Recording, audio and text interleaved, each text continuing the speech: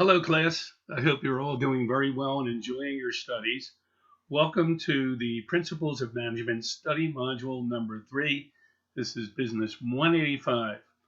The title for this module is Management and Leadership Theories Continued.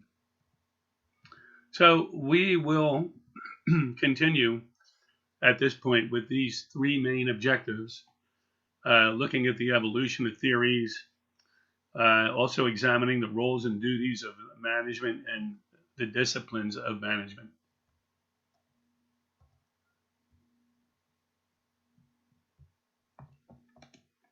So before we do that, let's do a little bit of a review. As part of that review, one of the things I wanted to mention to you is that under the Canvas tab, when you're looking at this particular course, you're going to see that there's a category for libraries. Do not miss out on this opportunity to take advantage of the Mount St. Mary's Library capabilities. It's there for you if you need it. Also, I wanted to mention under the Files tab, there's two that I would ask you to be interested in, and that has to do with the biographies of the pioneers of management, and also some YouTube clips that give you more information about each of these pioneers. Take advantage of them. And also, as I had mentioned to you before, don't forget, under the Files tabs, there's a lot of readings that you are not required to complete, but I put them there anyway for you, for those students who really want to do some additional work on their own. So anyway, part of the review, why do we study management? Well, as I pointed out, no matter what the job, there's probably going to be some goals and objectives, measurements of performance. And again, it doesn't matter how big the job is, there should be something like that. If you are in charge of an organization, or let's say you get a new job, one of the first things that you want to do is go in there and say, let me see the performance indicators for this particular role that I'm now playing, and let's see how well we're doing. In addition, you'd probably want to take a look at what your customer base thinks of you, if there is that kind of information, before you start to put your own plan together for management. As I also said, there are loads of different management roles on a cruise ship, each one of them having their own goals and objectives. And I've gone over all of these with you before, but keep in mind, if you suddenly wound up in any one of these jobs, you would do what I just said, and that would be, let's see the performance indicators. Let me look at past performance reviews of these employees, etc., etc.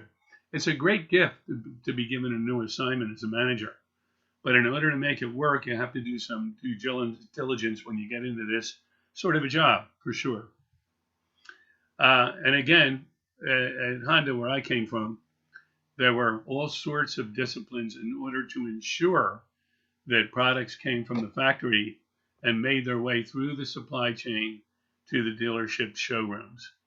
And then after sales, where we had service parts, manuals, etc., for each particular dealer. And then also, in order to keep the sales ball rolling, advertising was very important. So, there was a role for every facet of the business, each one with their own strategy, tactics, business plan, goals, objectives, etc., which are vital parts of management. One of the other things I mentioned is because of globalization, a lot of projects entail sourcing from really all over the world. That makes things a little bit more complicated when you consider this 787 Dreamliner has parts from all of these parts of the world that need to be managed accordingly. Otherwise, the construction plan will fall behind, and that'll mean lost dollars. So back to Peter Drucker. Never hurts to go back to spend some time with him. One of his key comments was that the productivity of work is not the responsibility of the worker, but of management, meaning how good the workers are, how productive, how conscientious, how engaged they are, really will depend upon the direction and climate that management sets. And again, that statement that keeps coming up, management is the art of getting things done to other people. That's something we should never forget.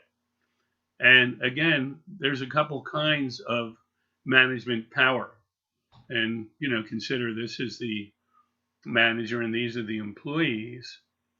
There's hard power, where you're using decision power and being highly directive to get things done.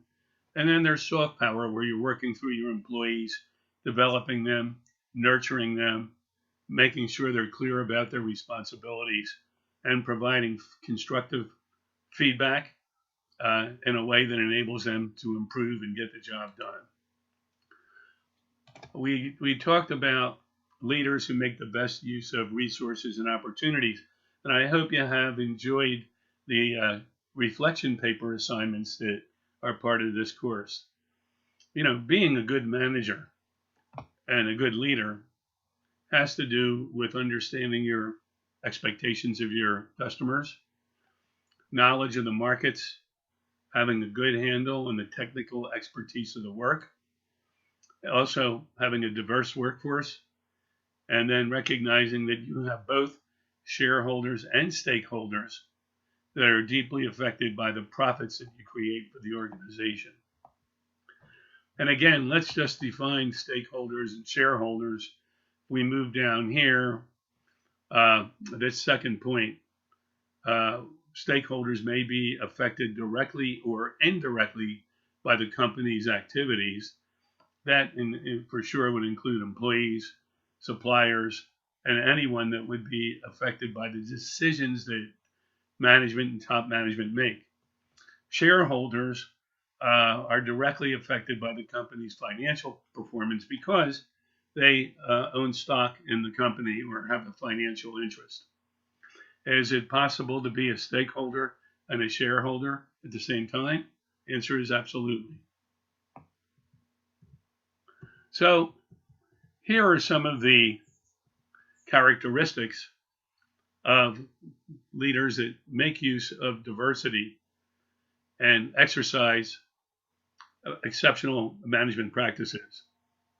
One is their commitment to fairness, understanding differences, listening, making sure that they're on top of shifting frames of references, skill developments, evaluative listening, even sharing personal stories, and most importantly, being human. All of these are the hallmarks of good management and good leaderships. The good thing about this presentation and all my presentations is that you can come back and look at them again and again if you're not sure about some things. And if you see a question on a quiz or a midterm, remember it might have come from somewhere in this deck, or also it might have come from the readings, or it might have come from a reflection paper. So you have these tools at your fingertips to go back and review again and again. Speaking about diversity, and again, diversity could fit into any category: age, gender, demographics, etc., male or female. Diverse teams make better decisions up to 87% of the time. This is research, I believe it was done by Gallup and also supported by the McKinsey organization. And if you look at this illustration here, this picture, you'll see we have a pretty good mix of people here that would offer opinions on the decisions that needed to be made. And in fact, let's face it, they're representative in a lot of respects of the markets in which they serve with their products or services. So this particular illustration is really one of our most important. Okay, so let's pay attention to this one. And this is kind of looking down at a company from a balcony, so you can get an understanding of all the different things that should go on. Number one, we begin with a vision and a mission, which we've already talked about. Goals are set for the organization. And then, and this is an important part, before really pursuing with any strategy, you should understand in the form of a SWOT what the company's strengths are, the company weaknesses, the opportunities that are available, and the threats that are out there. I'll give you an example. Let's take for example, as a threat and a weakness, the Swiss watch industry. Years ago, when Casio was producing rubber watches for consumers, it was really ignored by the Swiss watchmakers, who were the best in the world. They thought, who would want to buy something like that? Well, make a long story short, they lost a great part of their watch sales worldwide. And for a number of years, spent their time making cuckoo clocks and selling chocolates. Right now, we have threats in the form of a pandemic. And that's why it's important to understand that things aren't always the same. You should always be sleeping with one eye open, and also not living by older assumptions. For example, now a lot of businesses are saying people have been locked in their homes. There's a lot of disposable income that can be spent. That may be so, but I wouldn't bet on it 100% as a key component of your business. So knowing these things, then we would move on to putting together a business strategy. And when you're putting together that strategy, it's important that we understand that certain scenarios may play out, some good, some bad. But your management team and your leaders should be in the habit of considering so many different what ifs as they go ahead with their business plan development.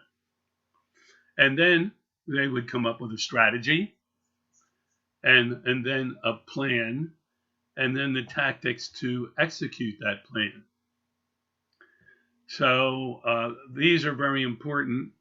And let's say, for example, you were an executive at McDonald's, and your goal was to increase hamburger sales by 50% in Orange County over the next 6 months. Well, you would put together a strategy. Strategy may be to install 50 more stores, more McDonald's outlets. And there would have to be a plan to do that. And within that plan, there would be tactics. How about you go about putting these different stores in place? So this leveling of strategy to tactics within a plan is important that you understand. Now, with this plan, you would have to consider the budget, company policies, whether you were doing anything unethical, whether you were fulfilling your corporate social responsibility, excuse me, and whether or not you're staying within the boundaries of the law. After the plan, or as part of the plan, you would have to put an organization together that blends the appropriate skills that would complement the goals and the business plan while staying respectful of the vision and the mission. Then, these 2 points are very important. These managers would begin to execute the functions of management, which was the PLOC scenario that you saw, which was planning, organizing, leading, and controlling. And when you were doing that, the idea would be to, as a leader, manager, revisit the plan, make sure what's in the plan is being done properly, check the results, and depending upon what you find out, adjust your plan accordingly. In fact, you might not have to adjust it at all. You may want to maintain your foot on the gas pedal. So I'm hopeful you can see this is a process of things that should happen in a certain order that can best assure you're going to get the results you want. But once this groundwork is done, the two most important parts of management is the pluck, and then this is called the Deming cycle, after Edwards Deming, a prominent leadership expert and consultant, and that was heavily advocated by Peter Drucker.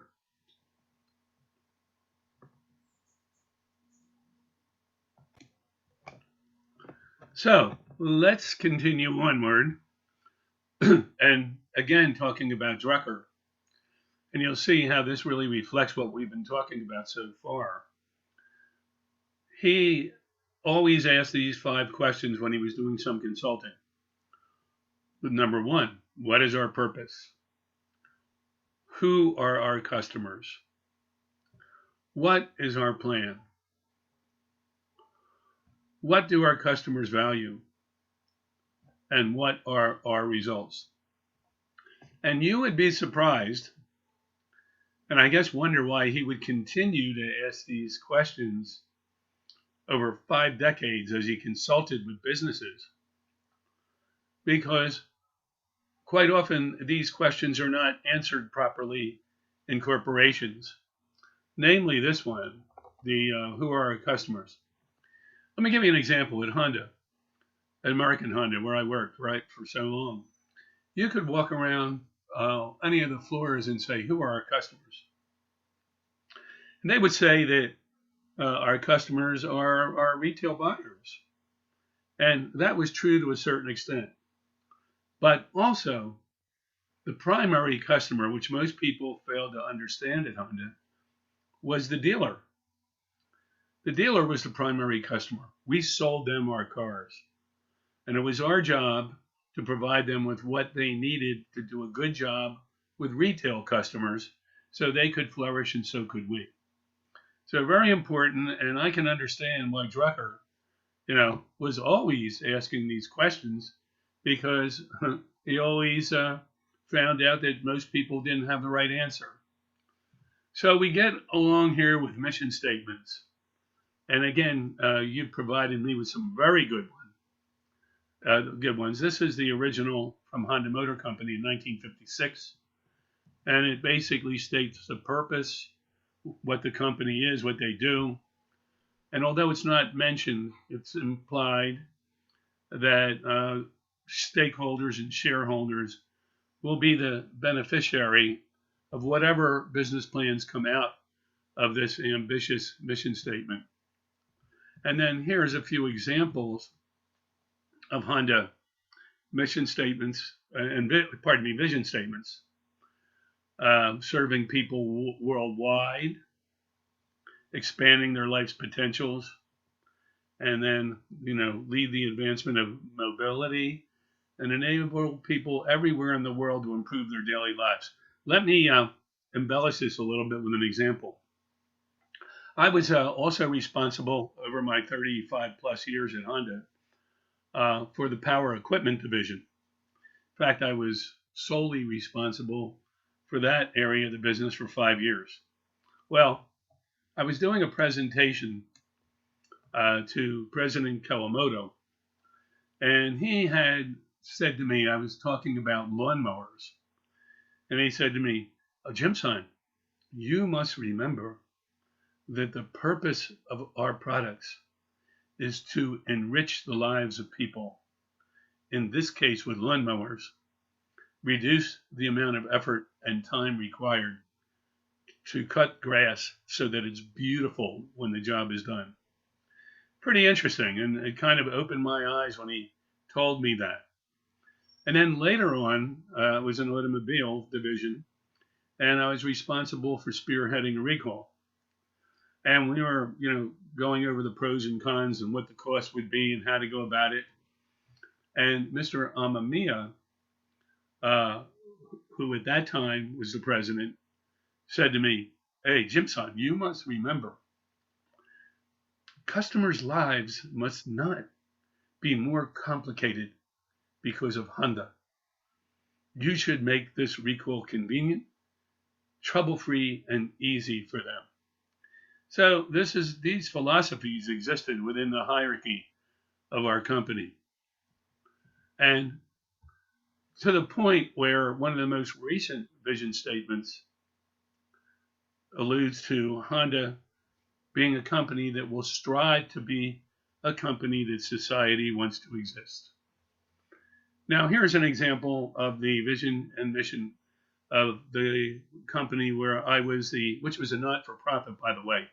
I was the chairman of the board, and you can see the very clear delineation of areas of interest and responsibility.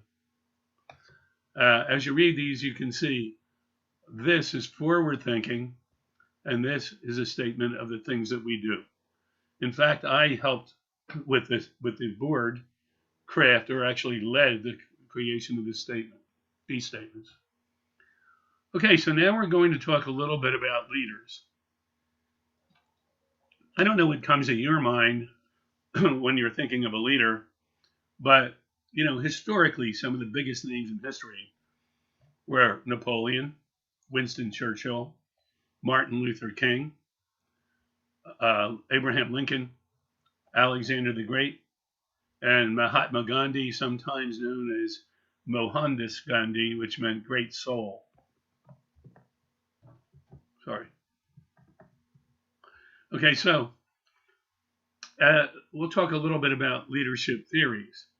Now, Stephen Covey, who is a very prolific writer and also a sociologist and more or less a life coach type that also explored industrial psychology, offered that efficient management without effective leadership is, as one individual phrased it, like straightening the decks on the Titanic.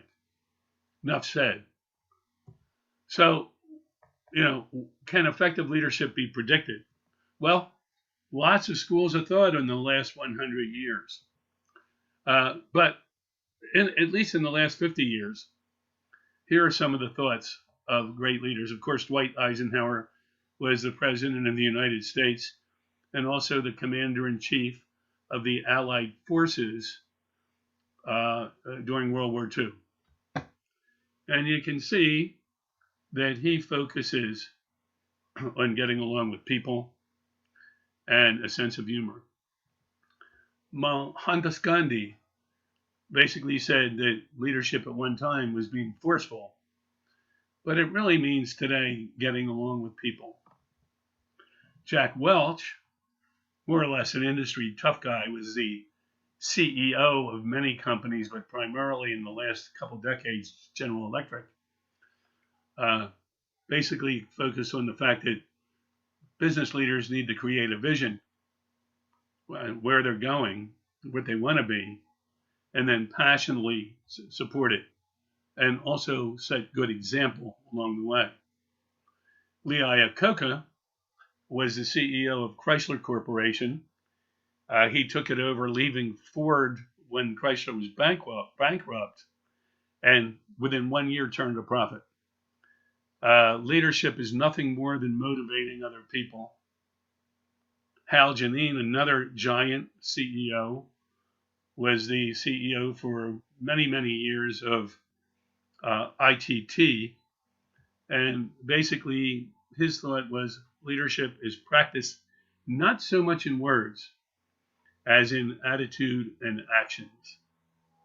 In fact, there was a book that came out a little while ago For the life of me, I can't remember who the author is, but you could look it up and read it. It's one of those little easy to read ones. It said you cannot change a company by memo. In other words, it needs involvement, good example of a good leader. And then Steve Jobs believed that bureaucracy could kill creativity. So his feelings on leadership is, as stated, that there are people who are creative, trying to do a good job. And the idea for him as a leader was to make sure they were left alone and could continue to create wonderful things as we see today. Ken Blanchard wrote this seminal book, The 1 Minute Manager, probably 20 years ago. And he brought into focus a new way of looking at the employee.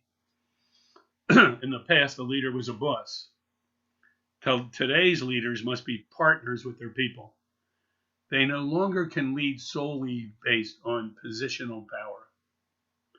You know, there's a difference between directive management and providing direction. You know, a directive leader is telling people what to do, how to do it, when to do it, for how long to do it, and quite often not in the friendliest of terms. A leader who provides direction is nurturing an employee, realizing that employee is an investment and helping them along the way follow the direction that's provided by the leader and becoming successful not only intrinsically himself, but for the corporation. So what is the best leadership model? Well, there's been theories over the last 100 years. You know, primarily 5. One theory where it was believed that leaders were born. That's it. Some people believe that people like General Grant were born, or General MacArthur. Usually it was for people that were enthralled with military leaders, such as Napoleon. And then there were trait theories and behavioral theories where there were certain traits that could be learned. There were contingency theories that certain leaders relied primarily on identifying issues, whether they be opportunities or problems, and creating remedies for them, and transactional leaders, where they dealt heavily into rewarding good performance and, for lack of another word, punishing poor performance. So, these are the years that some of these theories existed. Again, there are 2 sources under the Files tabs. One where you'll find biographical information, and also you'll find some YouTube videos, primarily on the more modern schools of management. But let's just take a look at the great man theory. Here's Thomas Carlyle, prolific sociologist, philosopher, writer, and Herbert Spencer, equally prominent in those areas. Now, Thomas Carlyle believed that leadership traits are inherited, period. You're born with them. Almost like a Calvinist, where they say that you are destined to go to hell or heaven, and you can't do anything about it. Herbert Spencer basically believed that leaders are made, not born, that they're the products of their environment, that they're the products of life experiences, they're products of education, and they can be more or less molded into becoming great leaders. And then there's Max Webern, who believed that transactional leadership is the way to go. Come on, let's go. You do this right, and I'm going to reward you. You do it wrong, and you'll get no bonus or some other form of punitive treatment. So, again, here are some definitions, but it all boils down to this: the carrot and stick approach. Some leaders could tell a sales force, if you increase your sales by 20% this month, I'll send you and your very special someone on a trip to, let's say, to Paris, all expenses paid, for a week. Or the other type of transactional leader might say, hey, look, you need to get the job done. If you don't hit this objective, you can forget your bonus this year. So there's a time and place for everything, but these are the two opposite poles. Also, leaders need to maybe consider the three-legged stool, that people are important. That is what you see in this box. Also, in doing so, let's suppose they're in manufacturing, you want to make sure that you're not dumping chemicals into the drinking water. You can see some of the problems that existed this last couple of years in Detroit in their drinking water, and some of the bad decisions that were made by the governor. And then sustaining economic performance. Don't forget that the key role of an employee or a manager or a leader is to produce profits for the owners of the enterprise. Some people think profit is a dirty word, but without profit, there can be no companies, there can be no R&D, there can be no development of products. So now, as we talk about these leaders, there's a big question. How do they get people to follow them? You know, I've got a great plan, follow me. And then the employees may be saying, well, I don't know, man. I've followed people like you before, and before I knew it, you were fired, so why should I follow you? So let's talk about the traits of the leaders. I should have said influential leaders. Well, first of all, some of the things that make them attractive to followers is that they appeal to a higher purpose. And they also appeal to the values of the follower. I mean, take a look at those that followed Biden and those that followed Trump. They were driven by certain values, and both had a persuasive vision of what could be, what might be. And they hopefully walk the walk, do what they're talking about, set a good example. They are self-sacrificing. They have exemplary morals and authenticity, and they align their vision with the followers' needs. And again, you look at some of the leaders of the past. Remember, Gandhi freed India from British rule. FDR put in place the New Deal to support citizens with many social programs. Martin Luther King had a fabulous impact on civil rights, and so did Abraham Lincoln. Now, what are the traits of the followers? Well, they generally will have an affection towards the leader, and they seem to be obedient. They want to emulate the leader, accept the leader, identify with them, and quite often these kind of three things go together. They have an emotional involvement, an affection, and an emulation of the leader. So you put these two together, if you were to put them side by side on a piece of paper. If you were a leader getting into a new job, you might want to be asking yourself, how do I balance trying to get followers to follow me, and how do I behave in a way that would make them feel the way many followers do? So when you start to look at some of these different characteristics, we go back to that question, why should followers follow the leader? Well, there's a lot of things that can be impressive also to followers. Well, number one, person has position power. I mean, they're the boss. Secondly, if they have charisma and position power, all the better. If they are an expert in the technical field, for example, of a company.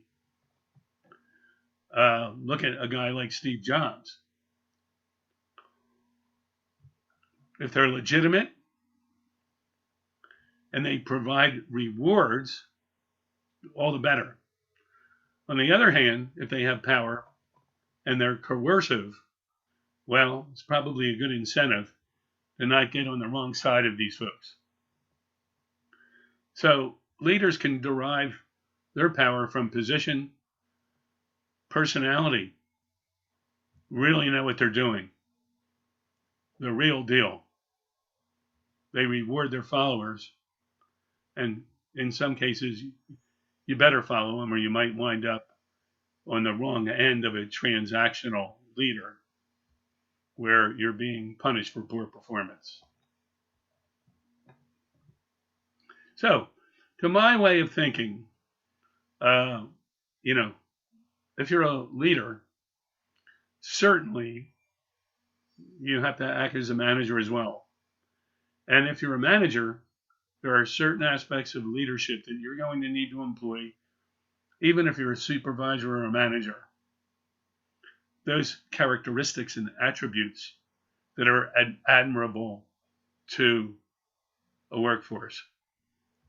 Now, if you want to watch an interesting video, Management and Leadership by John P. Cotter, who delineates the differences between the two. And here's the link for YouTube. Who is Cotter? Cotter is a scholar who has made his niche in the areas of strategic planning and transformational change and business plan implementation. He was on the faculty of Princeton, also is a worldwide lecturer that has a large corporation that consults at this point. So, categories of management theory. Now, all these people, as you can see, have been coming up with ideas. Same thing in management. Many of these people were psych majors with PhDs, were sociologists. A lot of them were also on business faculties. Most had PhDs. There was a large number of them from Yale.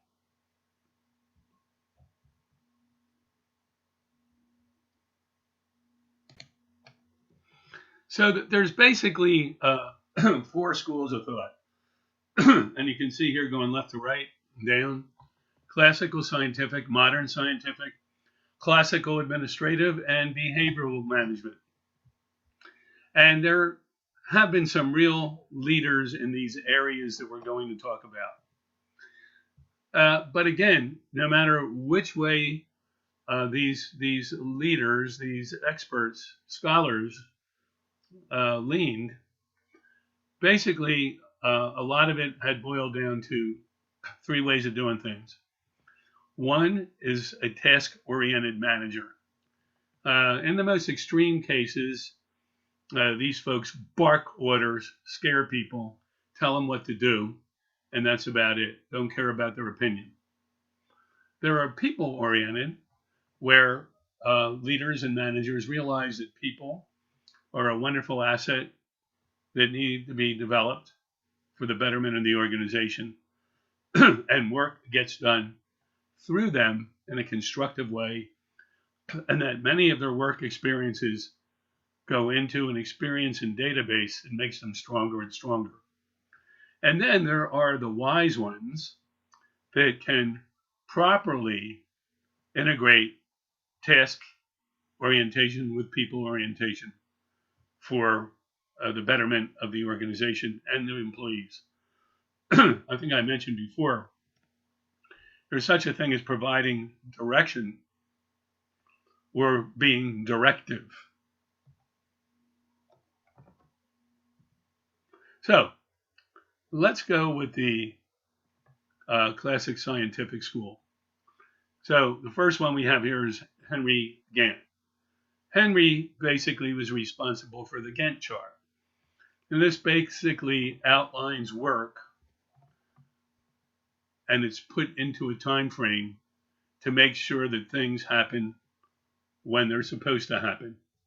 If any of you are taking project management at our university, you'll definitely come across this.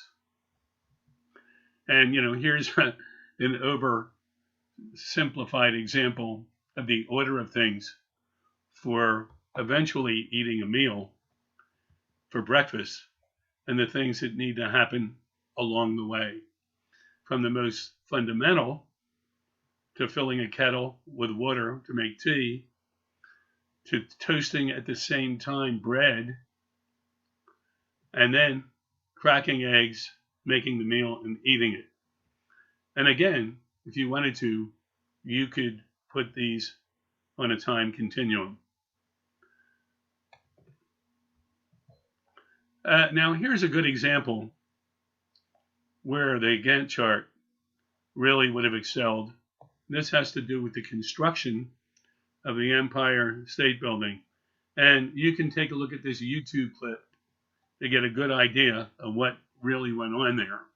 But it was a marvel. It was in 1930. It took 1 year and 45 days, 7 million man hours.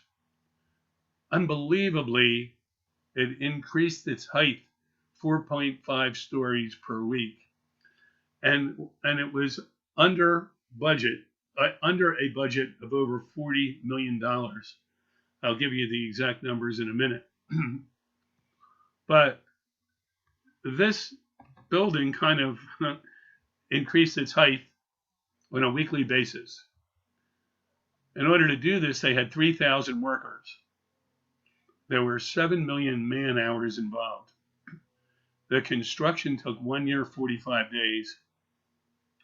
And as I said, the specifics of the budget, 43 million, but in the end, they put it together for 24.7 million. No overruns and tremendously efficient from a planning and integration schedule. How they do it? Well, first of all, you have to consider they had 73 elevators, 6,500 windows, 10 million bricks, and 62,000 cubic yards of concrete. They did it by putting together small rail cars that would deliver products in the right order at the right time in order to expedite an efficient operation. And that's how they were to come up with this 4.5 stories per week.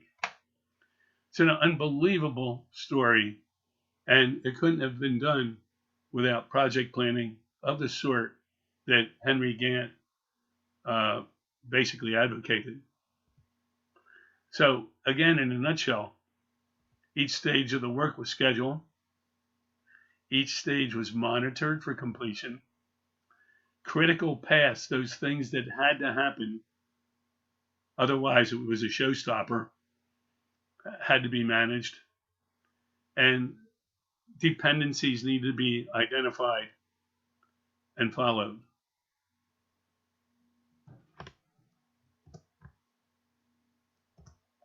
So, here's another good example I'll share with you. A little bit of a history lesson too. If you take a look at the operation that Dwight Eisenhower was responsible for, it was the invasion of Europe through France by a combined effort of the following countries. It involved 6,000 vessels, 4,500 landing craft, 2,000 aircraft, 867 gliders, and 160,000 Allied troops. So if I were the Germans overlooking Omaha Beach, where they landed, and other beaches, I sure as hell wouldn't be too comfortable seeing that armada on the way. Again, what kind of planning would something like this have taken? So again, this is a certain type of management that requires attention to detail.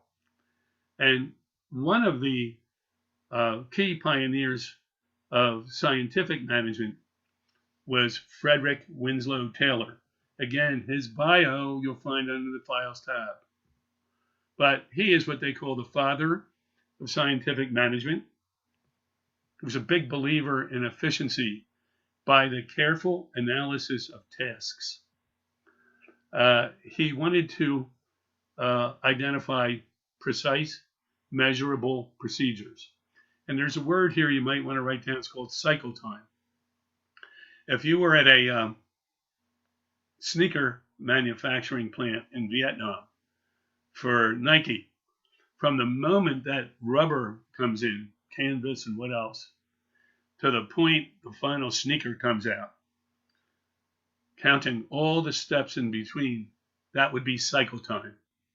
So a guy like Frederick Taylor would say, if it takes 20 minutes to make a sneaker, what we want to do is evaluate every single step to see if we can make them more efficient, to cut down the cycle time and to continue to get better all the time. This is a term of continuous improvement, and it's often referred to by the Japanese as Kaizen, K-A-I-Z-E-N. So his favorite tools were the steps that he would take and a clipboard and a pen. I'm sure many plant managers really dreaded the thought of seeing this guy showing up. Other people who were of the same belief were Frank and Lillian Gilbreth. These again were industrial psychologists. They also participated in motion studies, time studies, cycle time improvement, and training and developing workers.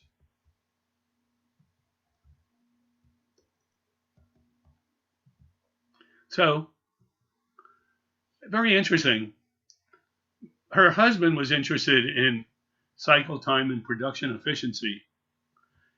Mrs. Gilbreth, Lillian Gilbreth, was responsible for fatigue analysis of the workers, the environment, even the psychological environment of the workforce, ergonomic considerations.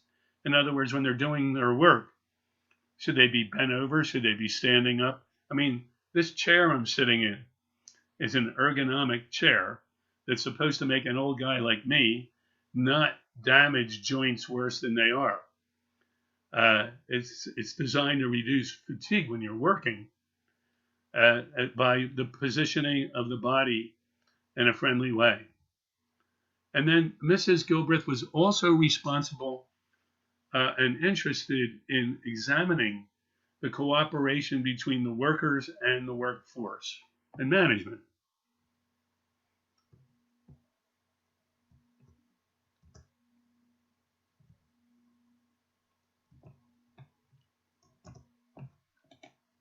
So when you look at the Gilbreths, one of the scenarios they studied very carefully was a bricklayer.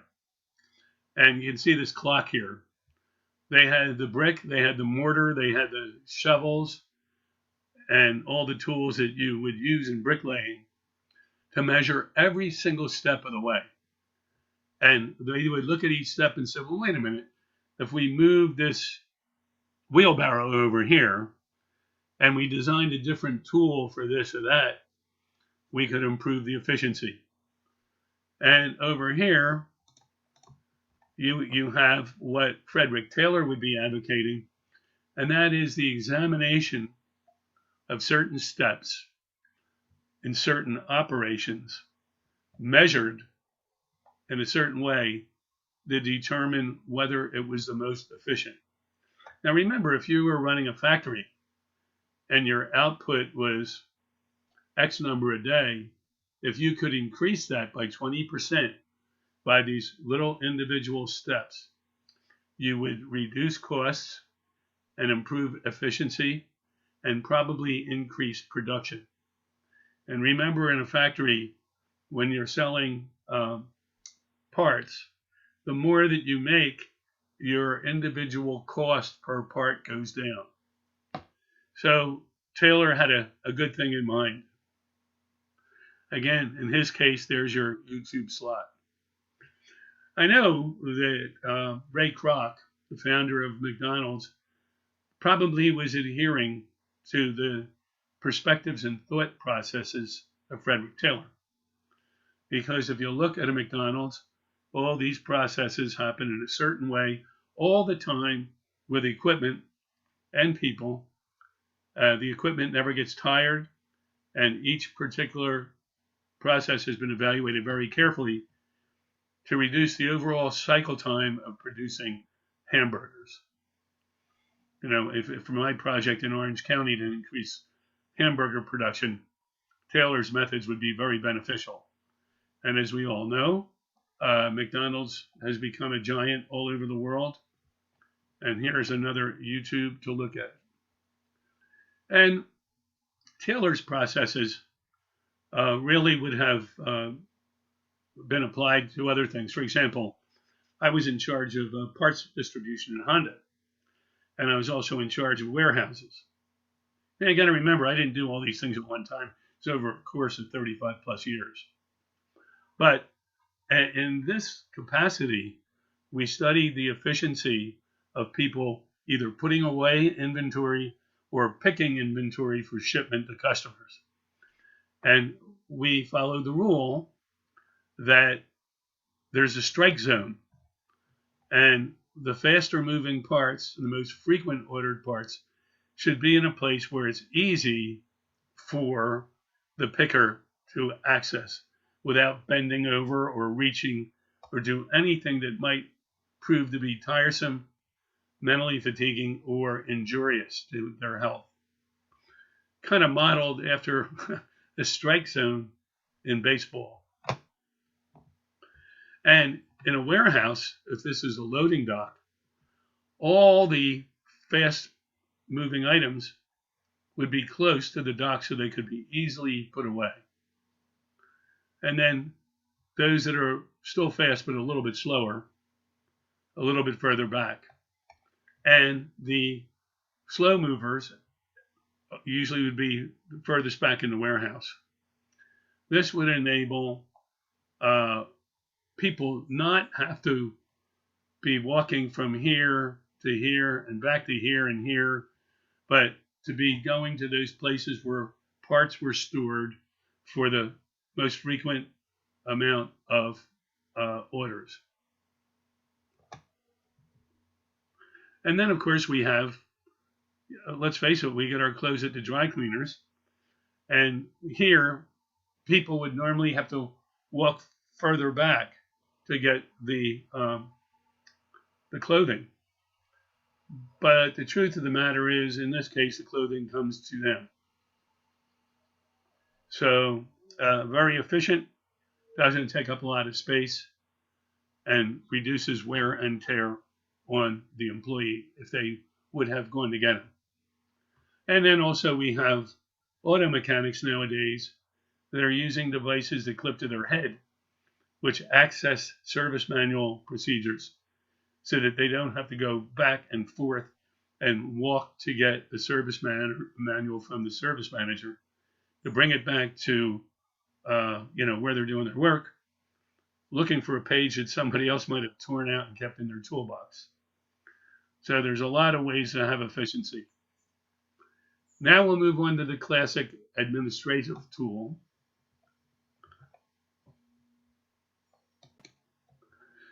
So I would say in this next category, classical administrative school, these folks would primarily be either plant managers or HR managers. And basically, they were trying to put administrative procedures into the management side of the business. One of these theorists was Henry Fayol, who was French, who had written this book probably close to a century ago.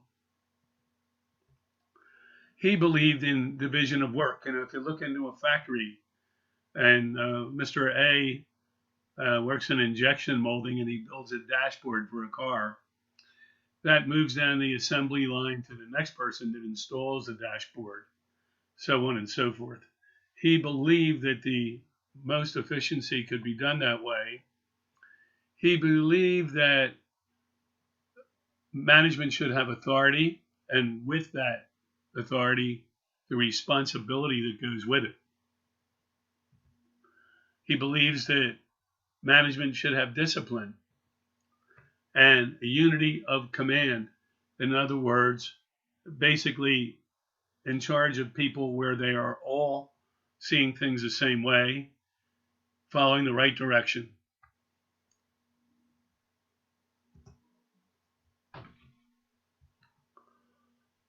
He also believed that people should put the work and the company ahead of their individual interests. So, for example, if there was a production schedule, Friday was the last day, and one of the employees basically said, I have to take off. I'm going fishing with friends. It's one of my biggest hobbies. That wouldn't float in his world. He believed in remuneration of personnel and that people were paid properly for the work that they did. He also believed in centralized power as opposed to decentralized. He believed that top management should be making the strategic decisions of the organization and giving direction on implementation. And also scholar chain, and there was a certain magnitude of power within the organization.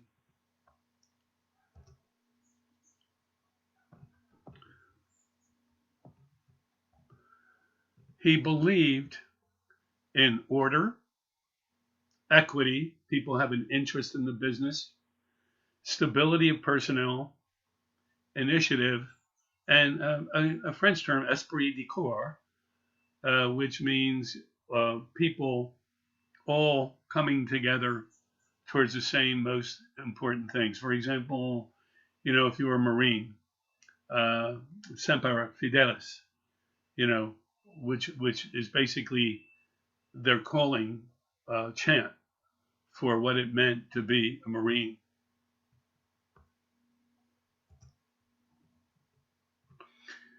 Also, under these people, Max Weber, a German who was a sociologist, philosopher, industrial, and economic expert. He believed there had to be a very carefully defined hierarchy in business. I mean, who's the boss? What's the chain of command? He also believed in division of labor. He also believed in specialization. If there was a certain job that required certain special skills, then within the organization, those people should be encouraged and developed to specialize in that skill. Also, he believed in rules and regulations.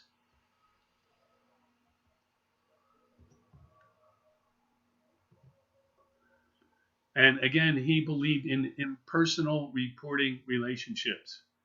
You don't become best friends with the boss or your supervisor. He believed in instilling competence. People should know how to do the work. Records should be kept for whatever the area. It could be payroll, could be production, et cetera, for quality reasons. And another person that had a kind of a different point of view was Mary Parker Follett. And in administration, of course, she believed that management is an art of getting things done for people. But she did endorse participative management. common goals, importance of the people versus the technique. And Chester Bernard, who wrote another important book, The Functions of the Executive, basically recognized the importance of cliques, people together talking about their work, hanging out with one another, even going out after work, actions that will help themselves and other employees.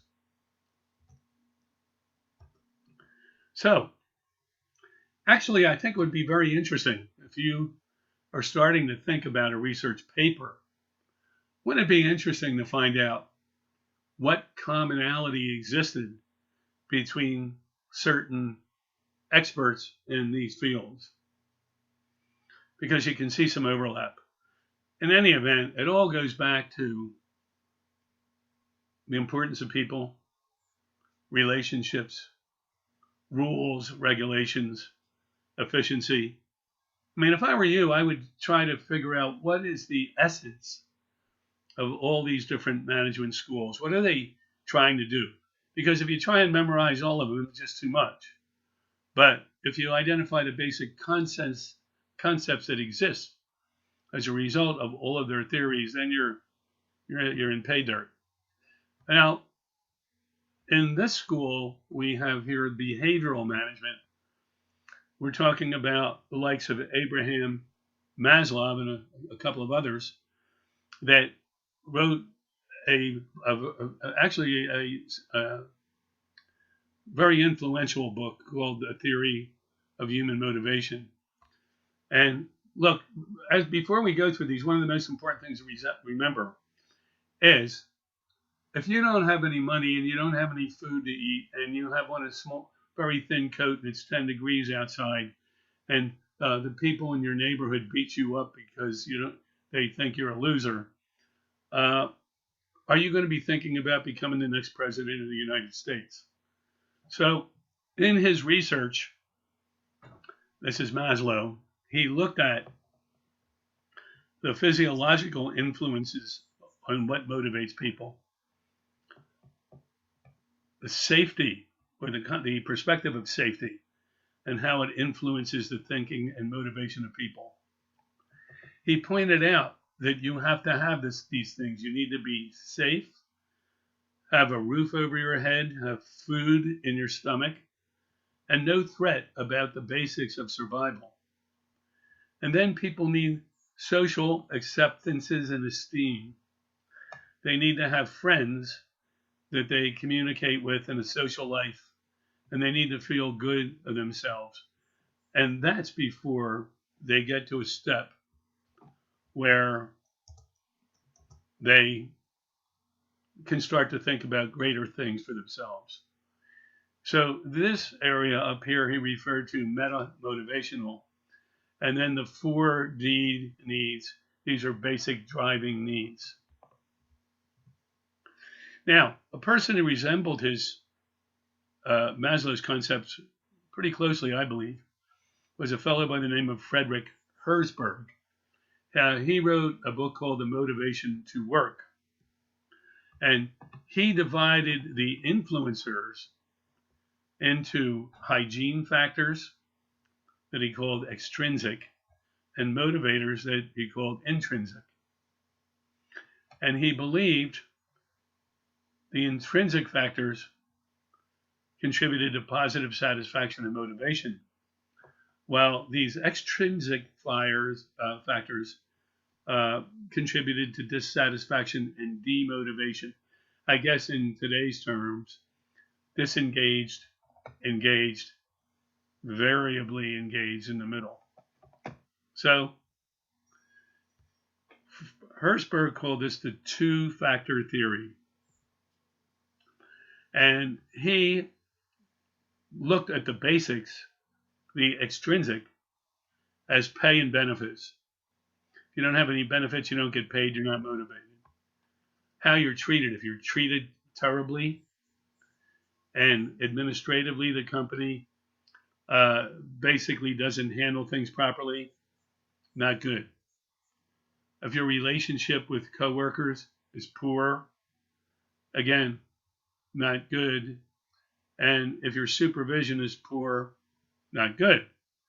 And same with job security. On the other hand, if you could answer affirmatively on all of these, I get good pay, I'm treated well. My relationships with the people I work with, God, I've never been in such a good place with such teamwork and people help one another. The supervisors are great, caring, understanding, technically knowledgeable, and do really a first-rate job. And I don't think I'm going to get laid off or fired, so I feel pretty good about things. Now, the intrinsic motivation, of course, are, being motivated, opportunities for personal and professional growth, working conditions that don't necessarily interfere too much with your personal life, opportunities for achievement and being recognized for those achievements. Work itself is fulfilling.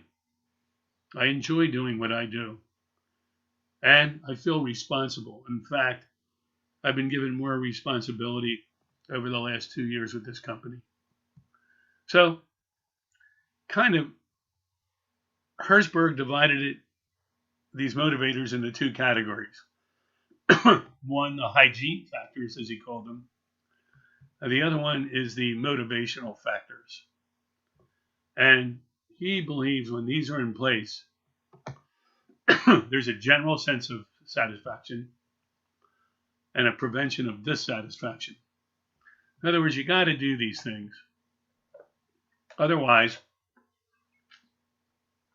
if all these things were poor, you would probably have unproductive, disengaged people, may have spent a large part of their time bad-mouthing the company because of deficiencies in these areas.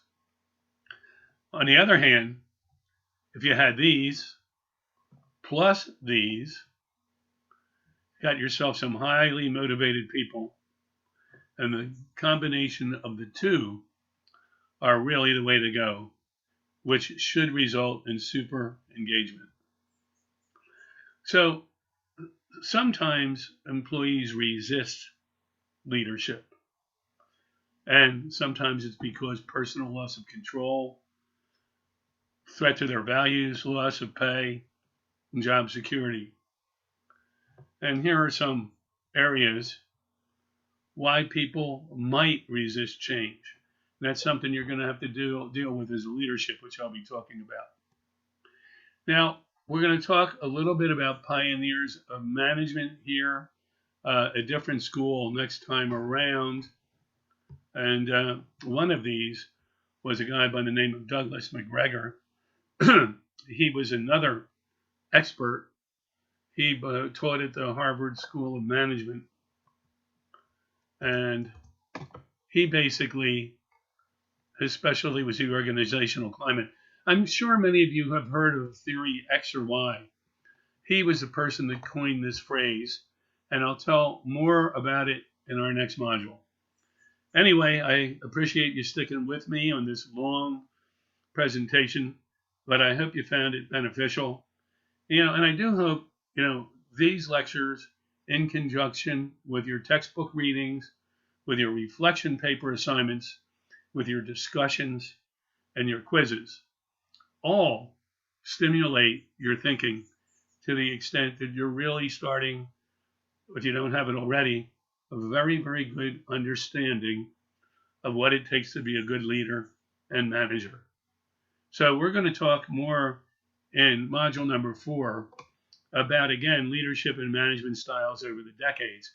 And I think you're going to find some very interesting concepts. Now, I haven't posted the video for this yet. I will, but the module itself is open.